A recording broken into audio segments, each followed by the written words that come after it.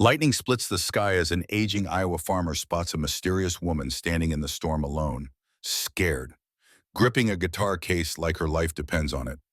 What he doesn't know is that she's running from a ruthless man determined to silence her forever. Secrets, betrayal, and danger follow close behind, plunging the quiet farmland into a showdown he never saw coming. Soon, he'll have to risk everything he's built to protect the woman whose haunting voice once captivated millions, but who now desperately needs his help to survive. Can an ordinary man take on powerful enemies to save someone he barely knows? Will courage and faith prevail over threats and manipulation? If you love dramatic stories of justice, unexpected heroes, and redemption against the odds, stay tuned and hit that subscribe button now because the fight for truth is just beginning, and you won't want to miss how this incredible story ends. Jacob Emery first noticed the storm clouds piling up in the western sky as he drove his battered old pickup down the winding country road. He was 61 years old, lean from decades of farming, and his leathery hands gripped the steering wheel with the steady resolve of a man who had weathered many tempests, both real and metaphorical. The plan was simple: deliver a few extra crates of eggs and homemade preserves to the local church before the worst of the weather set in, then hurry back to his aging but beloved Iowa farm. His fields had been parched for weeks, so the rain was actually welcome, but he would have preferred a gentler shower to the swirling mass of black clouds overhead. Lightning flickered on the horizon, followed by the low rumble of thunder. Still, Jacob was determined. He'd given Reverend Boyles his word that he'd help stock the church's pantry, and he wasn't one to break a promise. He had lost his wife, Mary, nearly 10 years earlier. Cancer took her swiftly, leaving him with an empty house and a heart heavier than any boulder on his property. The two had never been blessed with children, so all Jacob had was the land acres upon acres that had been in his family since the late 1800s.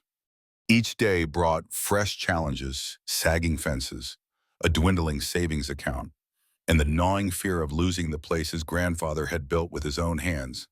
Yet Jacob pressed on, waking before dawn to tend livestock, planting row after row of corn and soybeans, even if the yields never seemed quite enough.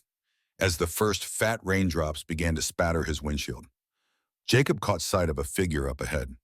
The person stood at the roadside, hunched against the gale, a small suitcase at their feet and a guitar case clutched tight against the chest. The hood of a jacket soaked through by the rain concealed most of the traveler's face. Jacob felt a jolt of concern. Hitchhikers were uncommon around these parts, especially in foul weather. Most folks in the county knew one another and would phone a friend if they needed a ride.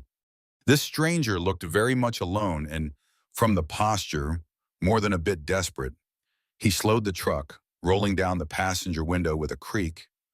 The wind whipped rain into the cab. "You need help," he called out. The traveler hesitated a moment, then spoke in a voice barely audible over the downpour. "Yes, please. I'm trying to get further down the road." That was all Jacob needed to hear. He flipped the switch that unlocked the door. "Hop in," he said. "I'm headed to St. Christopher's Church first, then back to my place. You're welcome to ride along." The passenger opened the door, sliding onto the seat in a flurry of drenched jacket and damp hair. Jacob could see, through a brief flash of lightning, that the figure was a woman, her features soft. Mid-30s, perhaps. Eyes wide with a mixture of relief and caution. She set the guitar case carefully between her knees and murmured a grateful thank you. As the truck lurched back onto the pavement, Jacob snuck a sideways glance at her. She was shivering slightly, hugging that guitar case like it was her lifeline. The etched letters A.R. on the side caught his eye, but he said nothing about it. Instead, he cleared his throat and offered the spare towel he kept in the cab. "Name's Jacob Emery," he said simply, trying not to sound too intrusive. "I've got a farm about 10 miles up the road." She took the towel with a thin smile, drying her face and muttering, Annabelle Rhodes."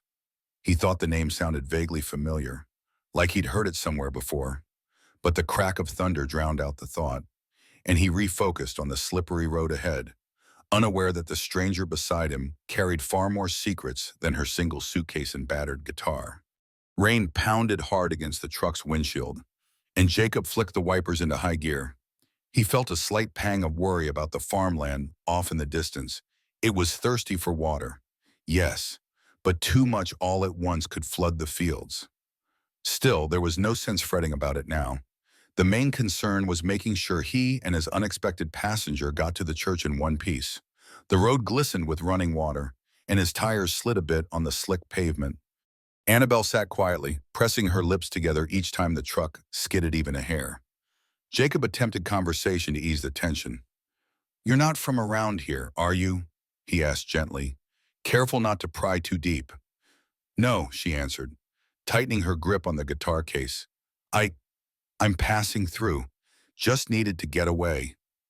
Her tone discouraged further questions, so Jacob nodded, satisfied with her minimal explanation. She had a soft, melodic voice, almost a singing lilt to it. If he were 20 years younger, he might have felt a little tug on his heart.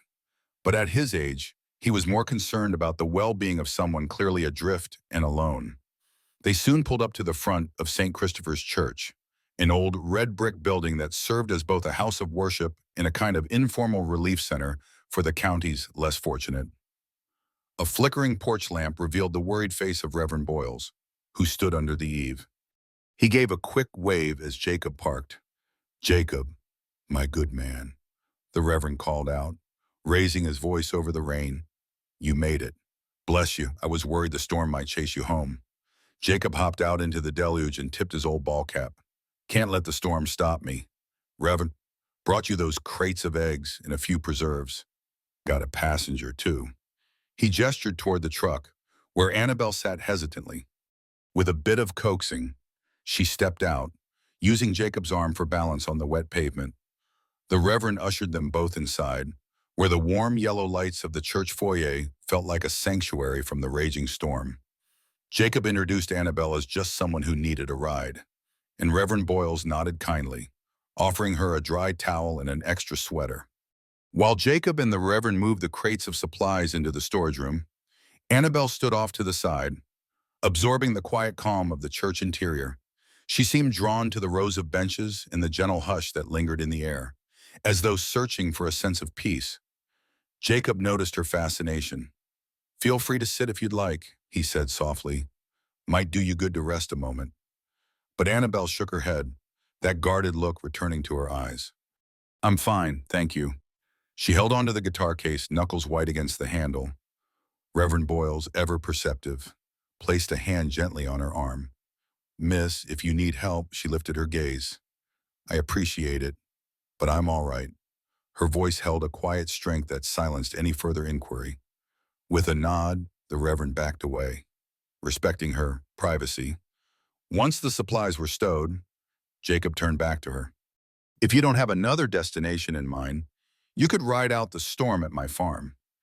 It's not much, but it's dry." He paused, swallowing a flicker of worry. "Weather's only supposed to get worse tonight." For a moment, then, Annabelle hesitated, eyes flickering to the church door and the sheets of rain beyond. Something fear or sorrow passed over her features before she exhaled and nodded. "All right," she said quietly. "Thank you." They bid the Reverend goodbye, stepping back into the storm. As they climbed into the pickup, Jacob felt the distinct sense that this encounter was about more than just providing shelter to a traveler. There was a heaviness around Annabelle that suggested scars, hidden deep. He might not know her story yet, but he recognized the look of someone running from something, and for reasons he couldn't yet explain, he felt compelled to help. The drive from St. Christopher's Church to Jacob's farm took another 20 minutes, and the storm did not relent. Sheets of rain hammered the tin roof of the old pickup. Lightning streaked through the sky like jagged spears, and thunder rattled the windows. Despite the weather, Jacob felt a calm sense of purpose. He'd offered help and shelter to plenty of people over the years, drifters, neighbors down on their luck, even a stray cat or two. The farm was more than a place to grow crops and raise livestock. It was, in his mind, a safe haven for those in need. Still, Annabelle Rhodes was different.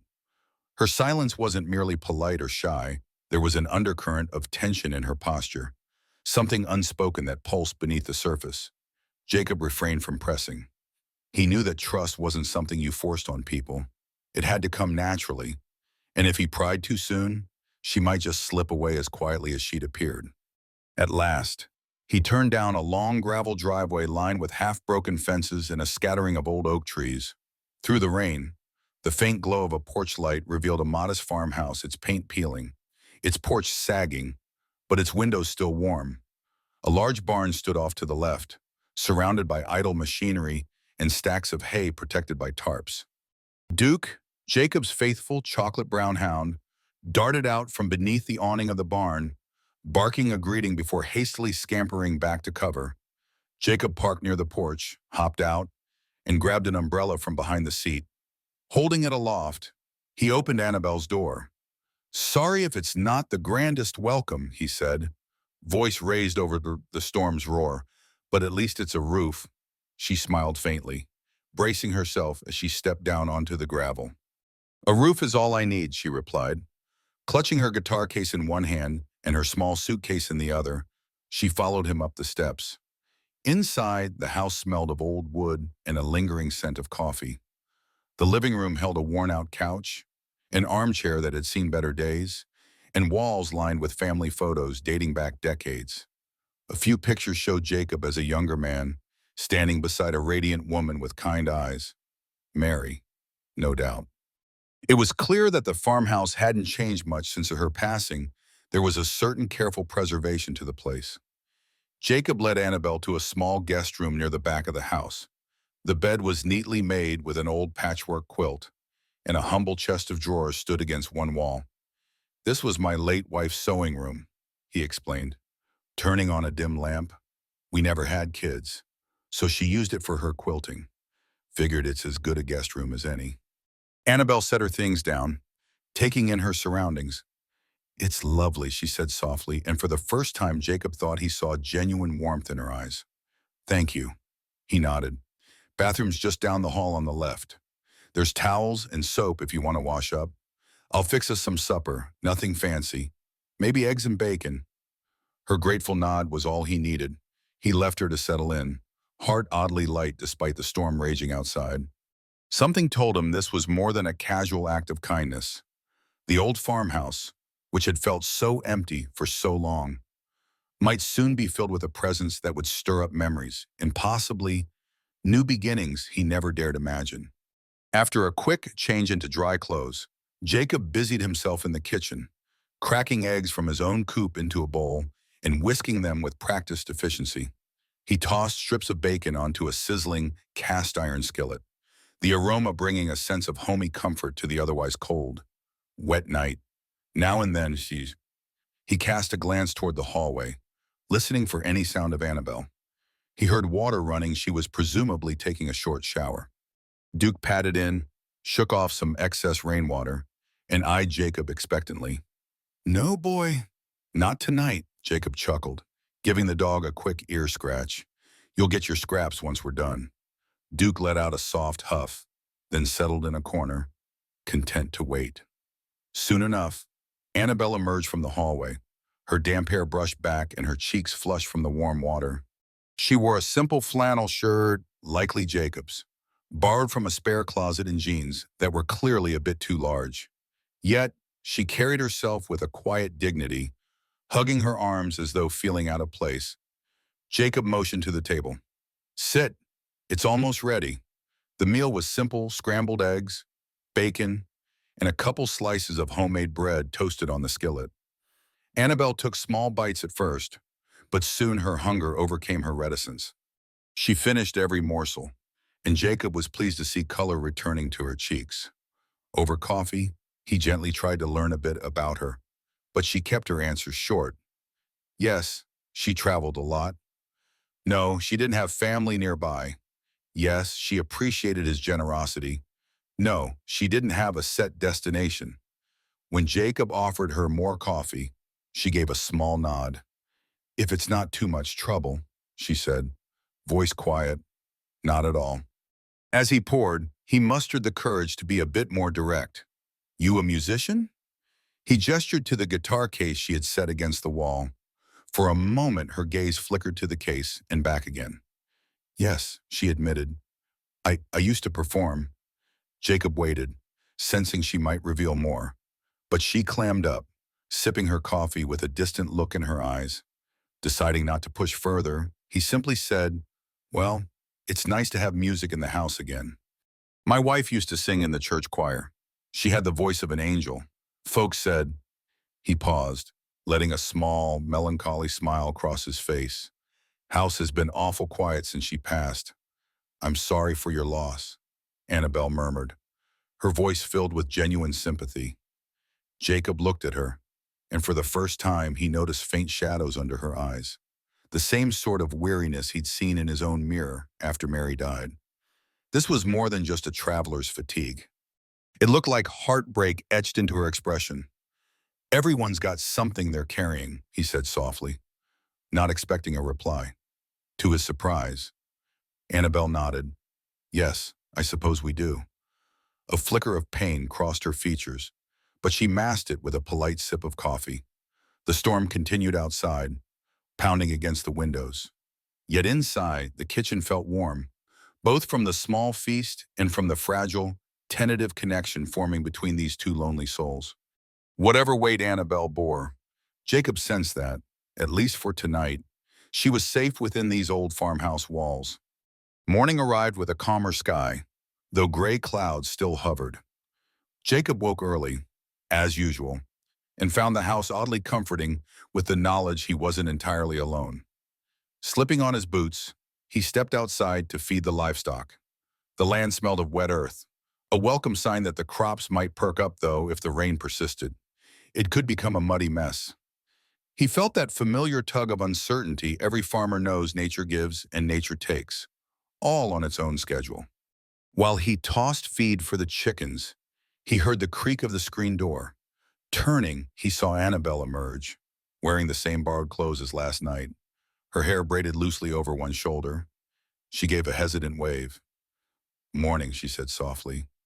"Morning," he echoed. "Figured you might sleep in a bit." She shrugged. "Couldn't. I'm used to early mornings, too." Then, spotting the chickens pecking around his feet, she cracked a small smile. Never actually fed chickens before. Jacob handed her a scoop of feed, guiding her through the motions. Annabelle scattered the grain a bit unevenly, but the birds didn't mind. They clucked happily and set to work pecking at the ground. She let out a tentative laugh at the way the chickens surged forward. "They seem hungry." "Always are," Jacob remarked, grateful she was willing to share in a routine chore. He gestured toward the barn. "I have a small dairy operation. 2. You're welcome to help, though it might be messy." She paused, then nodded with a trace of determination. "I'd like that." In the barn, Duke trotted alongside them, tail wagging. They passed the stalls where 2 Jersey cows stood, calmly chewing cud. Jacob showed Annabelle how to prepare the milking station, and she watched intently, absorbing every instruction.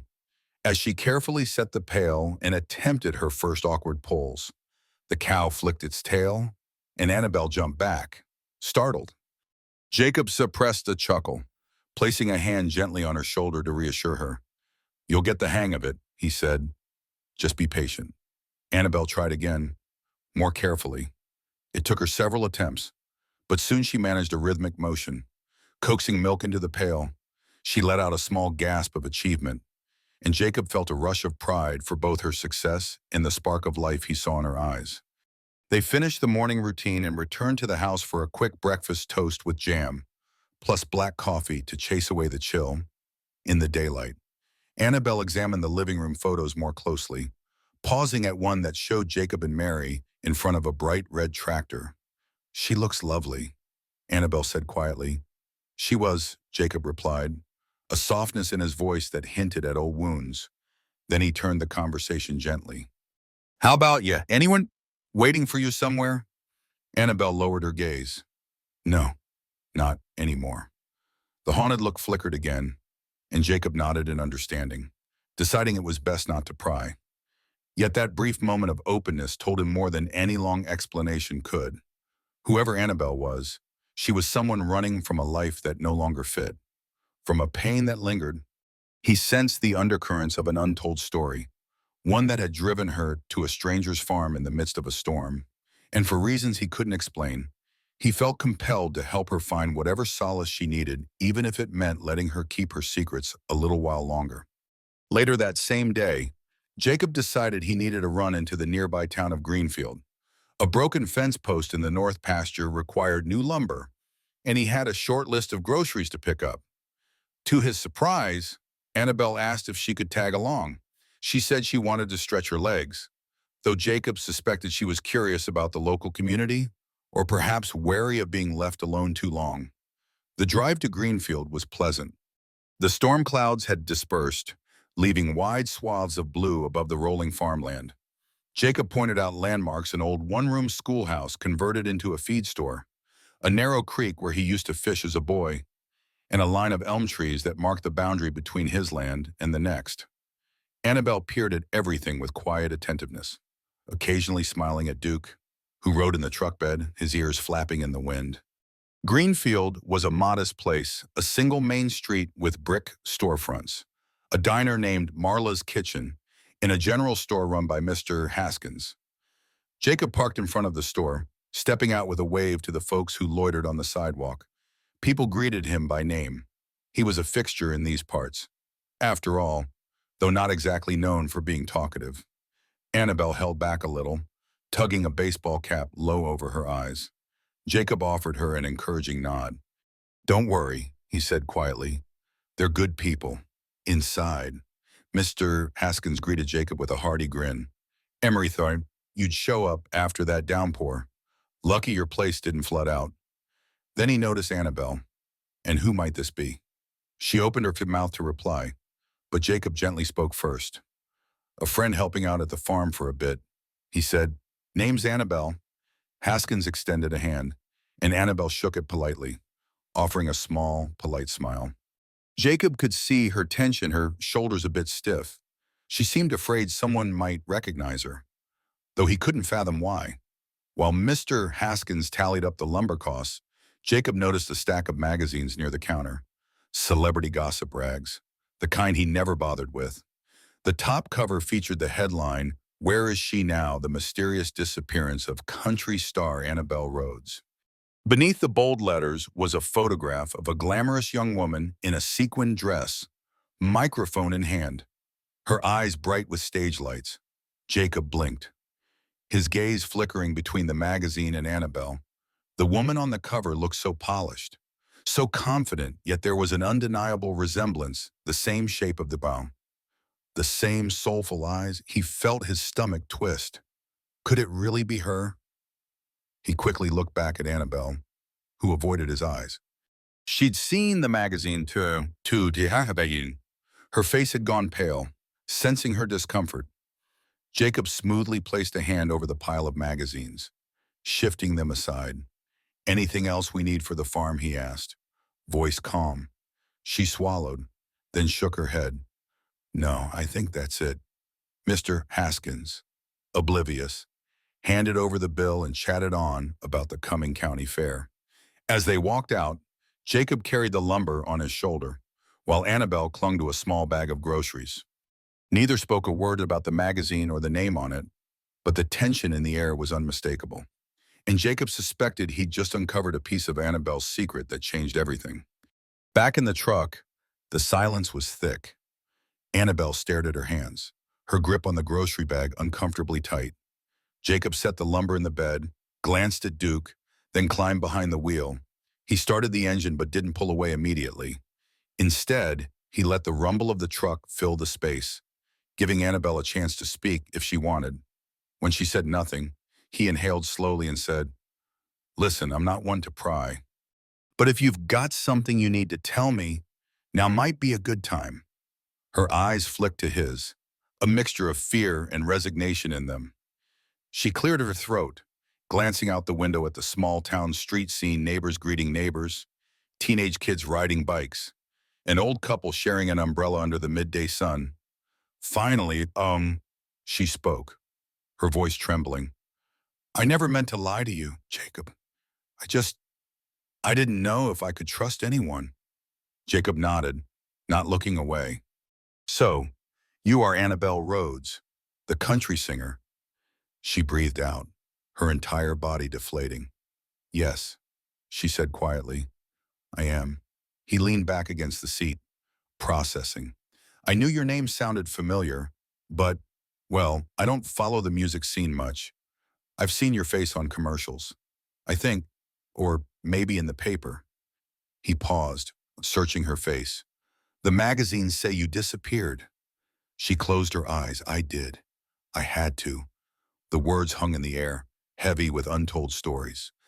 He didn't press. Instead, he waited. At length, she opened her eyes, tears threatening to spill. Clayton Pierce was my manager and boyfriend. In a way, and he controlled everything: my schedule, my finances, the music I recorded. At first, I thought he cared about me, about my career. But he didn't. He only cared about what I could earn him. Jacob's jaw set. He'd known men like that, though not in the music business, men who treated women like property. It stirred a protective anger in him, but he kept silent so she could continue. Annabelle fiddled with the ends of her braid. I found out he was cheating me out of royalties, forging contracts in my name. When I tried to leave, she took a shaky breath, and Jacob had no trouble filling in the blanks. The bruise on her arm he'd noticed earlier, the wary look in her eyes. That's why you ran, he said gently. She nodded. Yes, I left my phone behind, cut off my credit cards. I didn't want him to track me. I drove until my rental car broke down near a bus station a couple counties over. Then I hitchhiked and ended up in that storm. Jacob felt the weight of her confession. This wasn't just a simple matter of a celebrity on the run from paparazzi. Annabelle was escaping something truly dangerous, and she'd chosen his farm by sheer chance to hide. Sighing, he reached over and placed a comforting hand on her shoulder. You're safe for now, he said. He's not going to find you here. She closed her eyes again, nodding. Thank you, I don't want to bring trouble to your doorstep. Jacob shook his head. Trouble or not, you needed help. I don't regret that. He hesitated a moment, then added, but you need to think about what comes next. Hiding forever might not be the answer. Her eyes opened, a flicker of determination beneath the tears. I know, she murmured. I need time, Jacob. Time to figure out what to do. He put the truck in gear and pulled away from Greenfield. Then take all the time you need. We'll sort this out together. Over the next few days, a quiet routine settled in at the Emery farm. Annabelle continued helping with chores, feeding animals, milking cows, and occasionally assisting Jacob in the fields when the weather allowed. She took to the work with a surprising tenacity, as if the simple, grounded tasks provided an antidote to the anxiety that clung to her. More than once, Jacob found himself admiring her resolve. She wasn't just passing the time, she was immersing herself in a world drastically different from the glitzy stages she must have once known. In the evenings, after supper, they would sit in the living room. Jacob often thumbed through an old farm ledger or read the local paper while Annabelle cradled her guitar, plucking strings softly. At first, she played only instrumentals slow, haunting melodies that seemed to reflect the hush of the countryside at dusk. But soon she began to sing quietly. Jacob was mesmerized by her voice, warm yet powerful, carrying an undercurrent of longing. There was no fancy reverb, no microphone, just the raw purity of a gifted artist rediscovering her music in a farmhouse living room. One evening, he dared to ask her more about her songs. She hesitated at first, but then explained that she'd been writing new material songs that weren't commissioned by a label. Songs that captured her heartbreak, her need for freedom, and her awakening to a simpler life. Jacob listened intently, offering only the occasional nod. For a man of few words, he found himself utterly drawn to her artistry. During the day, he noticed another change. Annabelle began to venture outdoors more confidently, no longer ducking her head every time a truck rumbled down the country lane. She even accompanied Jacob on a trip back to St. Christopher's Church, where she helped Reverend Boyles organize a small clothing drive. Afterward, she spent time chatting with some of the older parishioners, smiling at their stories of harvest festivals and local legends. There was, however, A lingering sense of unease, like a distant thunder that wouldn't entirely fade. Sometimes a sound from outside would make Annabelle flinch, or she'd grow quiet when a conversation veered too close to her past. At night, Jacob would check the locks on the doors twice, mindful of the shadow that loomed beyond their rural sanctuary. He also noticed something else. Folks in town had started asking questions. Mr. Haskins had mentions to a few curious neighbors that Jacob Emery had taken in a female helper. It was harmless gossip, the sort that circulated in a small community, but Jacob worried it might draw the wrong kind of attention if anyone got too nosy, or if a stranger came snooping with more pointed questions. One afternoon, while repairing the fence line, Jacob spotted a dark SUV rolling slowly down the public road that bordered his property. The windows were tinted, and it lingered a bit too long before driving off. He felt a knot tighten in his gut. Could it be someone connected to Clayton Pierce? Or was he letting his imagination run wild when he returned to the house? Annabelle was tuning her guitar on the porch. He almost told her about the SUV, but then decided against it. She deserved at least a little peace. Instead, he simply said, "We might want to be careful about who we talk to in town. Keep things low-key." She nodded, understanding perfectly, her fingers pausing mid-note. They were living in a fragile calm, each day tinged with the possibility that her past might come roaring back. Yet in that suspended moment, the farm offered sanctuary, a place where their shared burdens felt a little lighter, and where they could both rediscover parts of themselves they thought were lost. One brisk morning, Annabelle woke earlier than usual, drawn to the window by the faint glow of dawn. The field stretched out in a misty haze, dew sparkling like tiny diamonds on the grass.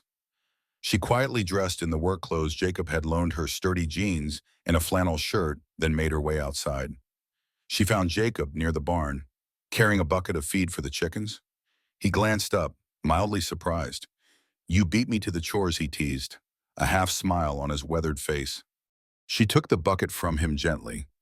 "I want to help, and uh, I wanted to talk to you about something," she said. He nodded for her to continue, and she lowered her voice, mindful of the still sleeping countryside around them. "I've been thinking about my next step," she began. "I can't stay hidden forever. Sooner or later, I have to face what Clayton did. Legally, morally, all of it." Jacob set down the bucket for a moment and leaned against the barn door. "You mean hiring a lawyer, pressing charges, that sort of thing?" Annabelle nodded. "Yes, I have proof documents, transactions he forged. There's enough to at least threaten a lawsuit, maybe even criminal charges. But to do that, I have to come forward. I have to step into the spotlight again." He studied her face, seeing the conflict there. "That means risking Clayton finding you," he said, "and the media, too. Once you go public, it'll be a feeding frenzy." She took a shaky breath. "I know, but if I don't do it, I'll always be running, and I refuse to let him control my life any longer." There was steel in her voice, the same determination she'd shown when learning to milk a cow. Only now it was aimed at something far more daunting. Jacob admired her courage. He also felt a stab of worry in his chest, knowing that once she left, the fragile piece of his farm would vanish. But he understood her reasoning. "I support you," he said simply, meaning every word. "Whatever you decide to do, you can count on me to help."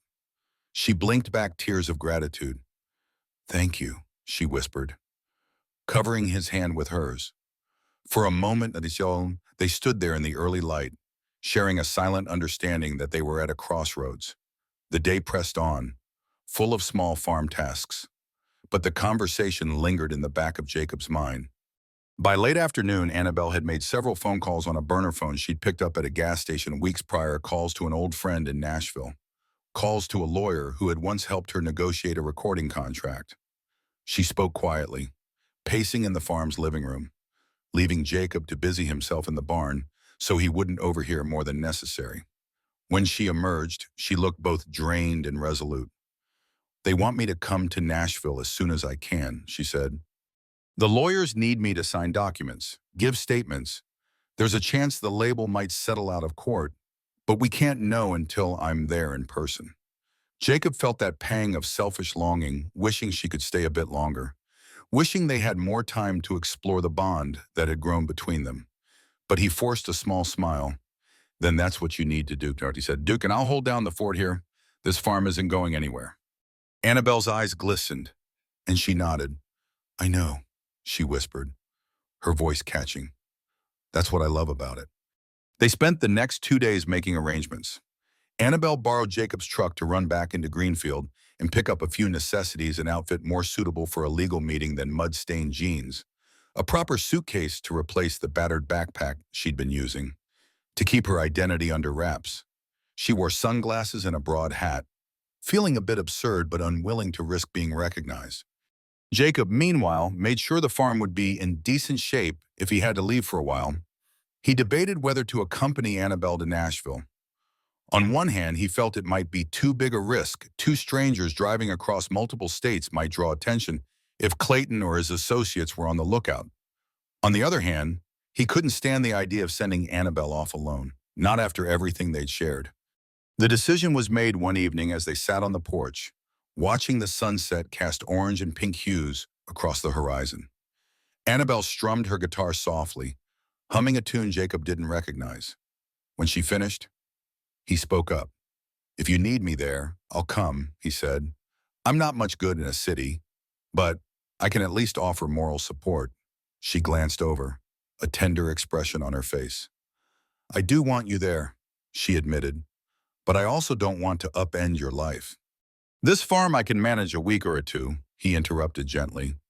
Besides, my neighbor, Gil Reeves, owes me a favor. He can watch the livestock. A shy smile touched her lips. Then let's do it. We'll drive together. Keep each other safe.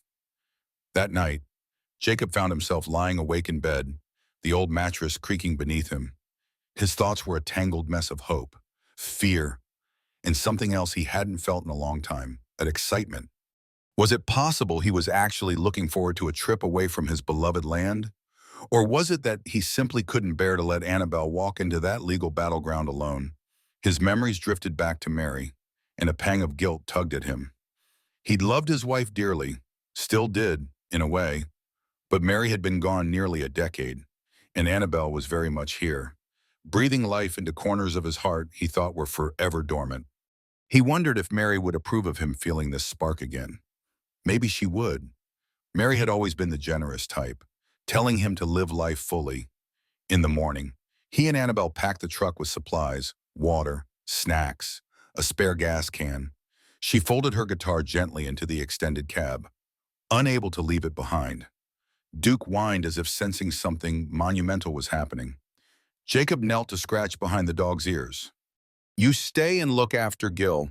You hear Duke licked his hand, ears drooping. Gil Reeves showed up shortly after dawn, waving from his battered sedan. Don't worry, I'll keep your critters fed, he promised, giving Jacob a hearty handshake. He offered Annabelle a polite tip of the hat. She nodded, thanked him quietly, and climbed into the passenger seat of the truck. Jacob slid behind the wheel, feeling the strange thrill of a journey beginning.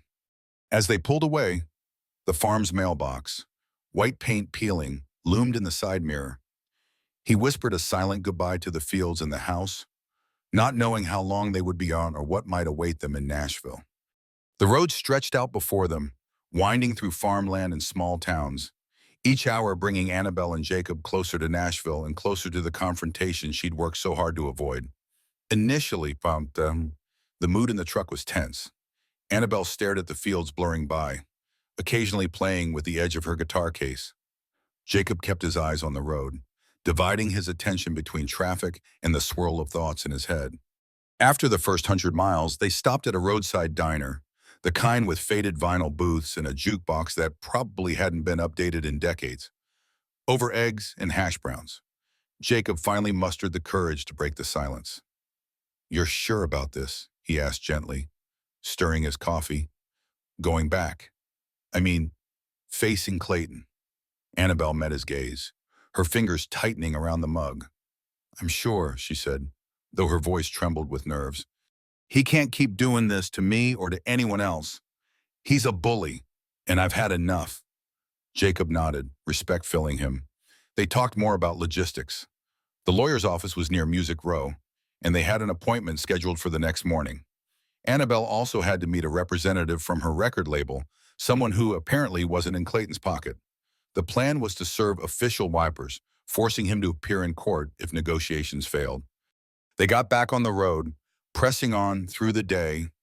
As the sun dipped low, painting the sky in a crimson glow, they began seeing billboards for Nashville attractions, country music museums, the Grand Ole Opry, countless honky-tonks. By dusk, the city lights appeared on the horizon, a stark contrast to the quiet farm life they had left behind. Annabelle tensed, visibly steeling herself for what lay ahead. Jacob, sensing her anxiety, reached over and gently squeezed her hand. "We'll face this together," he said. She managed a small smile, her eyes shadowed with worry. They checked into a modest motel on the outskirts of the city, hoping to avoid attention. Annabelle insisted on paying for the rooms. It seemed important to her not to impose further on Jacob's kindness. Exhausted from the drive, they said little as they carried their bags inside. Annabelle lingered by the door to Jacob's room before speaking. "I just want to say thank you," she said quietly, her voice thick with emotion. "You've done so much for me. A stranger." Jacob gave a modest shrug. "You're not a stranger." "Annabelle, not anymore." She nodded, biting her lip to hold back tears. "Good night, Jacob," she whispered, then turned toward her own room, guitar in hand. He watched her go, feeling that same protective surge he'd felt when she first stepped into his truck. Tomorrow, she would walk into a conference room full of high-powered attorneys and label executives, each with their own agenda. And possibly, if the rumors were correct, Clayton Pierce himself might show up, ready to intimidate her back into submission. Jacob closed his door, locked it, and sat down heavily on the edge of the bed. He glanced at the phone on the nightstand. For a moment, he considered calling Gil to check on the farm, but decided against it. There was nothing he could do from here. Anyway, instead, he prayed silently, asking for the strength to help Annabelle through whatever awaited them. Then, weary from the long drive, he switched off the light and tried to sleep, visions of farmland and starlit porches dancing in his head. Morning arrived, and with it, a sense of tense anticipation.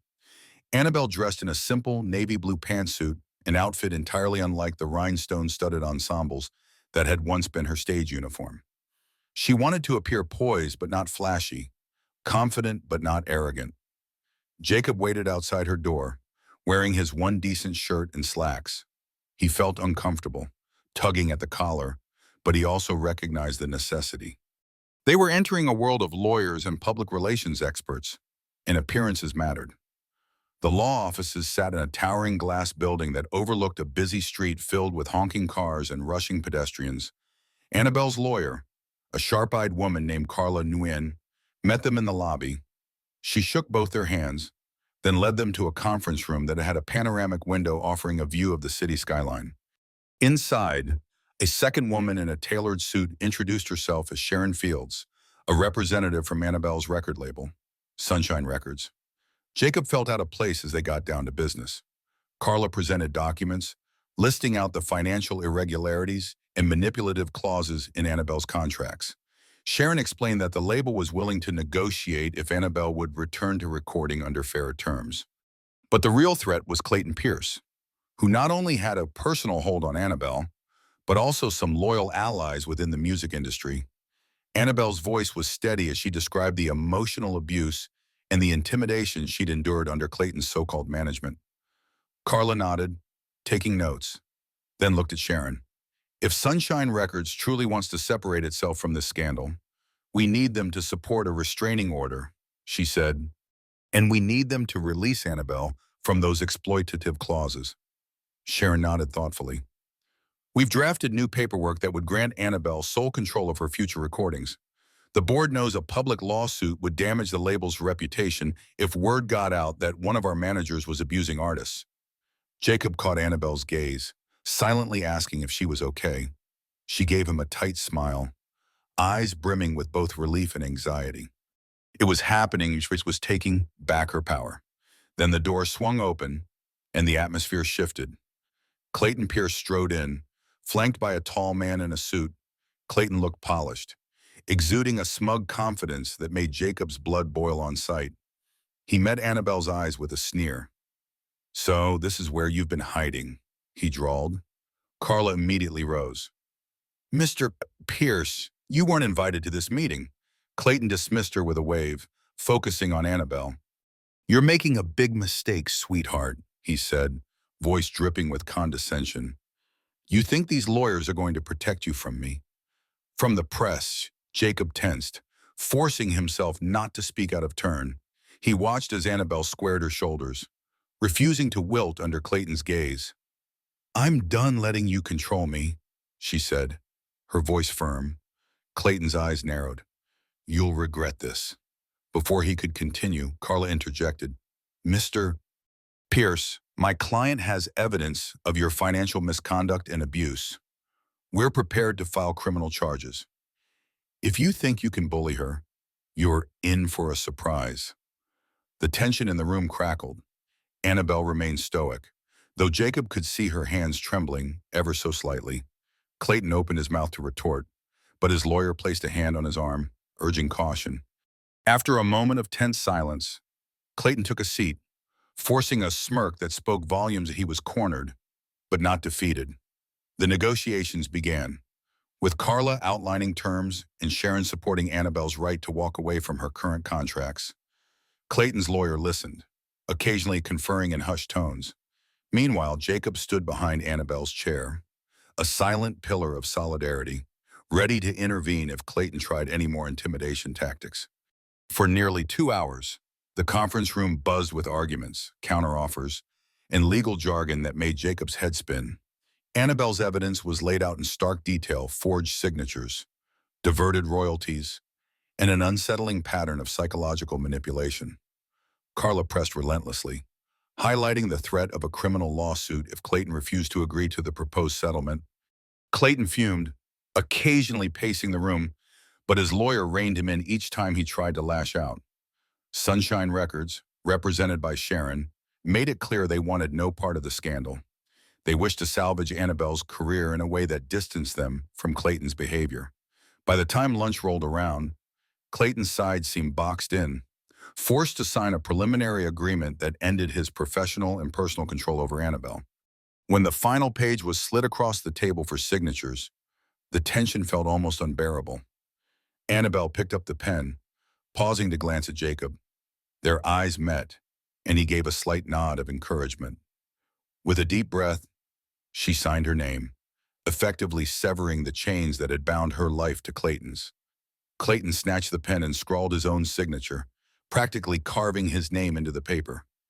He stood abruptly, glowering at Annabelle. "You think you've won," he spat, "but the industry won't forget this. You'll never work a main stage again without me pulling the strings." Annabelle's voice cut through the air, quiet yet unwavering. "Then I'll build a new stage," she said. "I don't need your strings." Clayton stared a moment longer, then stormed out, leaving his lawyer to gather the documents in tight-lipped silence. Sharon exhaled, clearly relieved that the confrontation had ended without a full-blown shouting match. Carla began checking each page, ensuring every signature was in place. Jacob stepped beside Annabelle, gently placing a hand on her shoulder. "You okay?" he asked softly. She let out a shaky laugh, tears glistening in her eyes.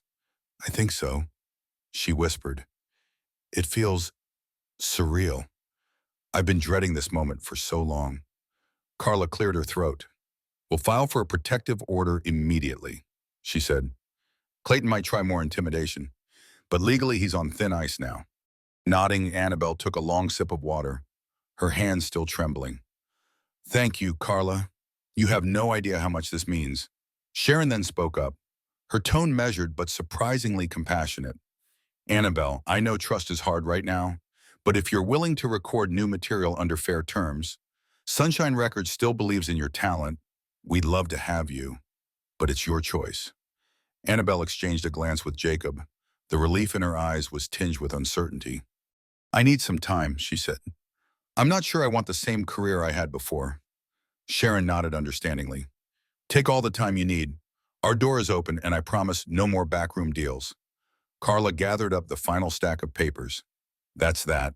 Then, for now, you are free from Clayton's legal grip. Just remember to stay vigilant. He's not the type to let go easily. Annabelle swallowed, her fingers curling around the handle of her guitar case as if seeking comfort. Jacob placed a reassuring arm around her back, guiding her toward the door. Together, they stepped into the hallway, leaving behind the swirl of legal documents and heated tempers. Outside, the sun cast bright beams across Nashville's bustling streets, a symbolic reminder that the darkest storms do eventually pass. In the days that followed, Annabelle dealt with the emotional aftermath of the legal showdown.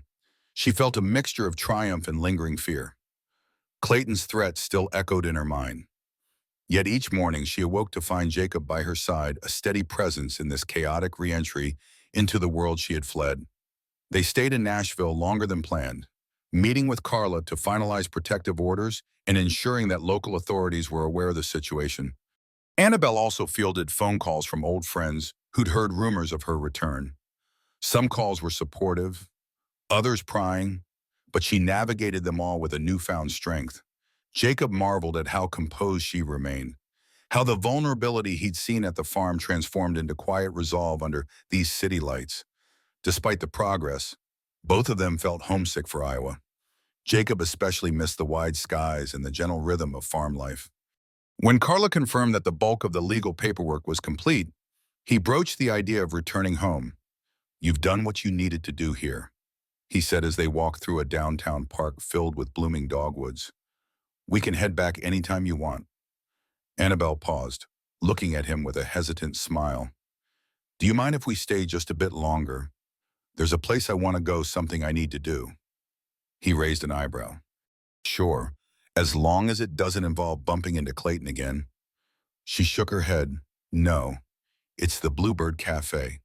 The name rang a distant bell in Jacob's mind. He recalled reading about it somewhere, a famous spot for songwriters and up-and-coming country singers. "You want to perform?" he asked. Gently. Annabelle looked almost shy. "Sort of. I used to do open mic nights there before everything got so big. It's where I fell in love with songwriting.